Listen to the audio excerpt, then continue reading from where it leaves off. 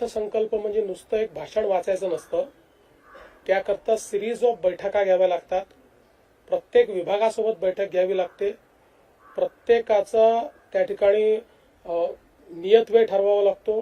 नियत वेळेप्रमाणे त्यांचे फॉर्म्स भरून घ्यावे लागतात. मग त्याचं असेसमेंट करून त्यांनी त्या सगळ्या योजना योग्य पद्धतीने त्याच्यामध्ये आणल्या आहेत की नाही, ते त्या योजना ज्या परमनंट योजना त्याच्या पुरवणी मागण्या मागणार नाहीत या दृष्टीनं त्यांचं कमी अधिक करावं लागतं.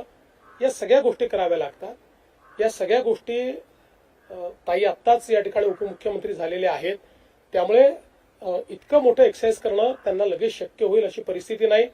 अजून त्या दुःखातनंही पूर्णपणे बाहेर आलेल्या नाहीत.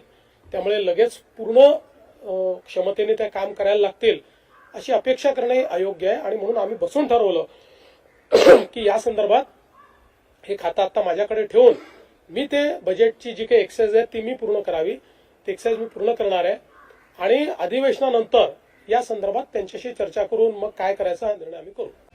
मराठी बातम्यांसाठी आमच्या चॅनलला लाईक करा, सबस्क्राईब करा आणि बेल आयकॉन दाबायला विसरू नका.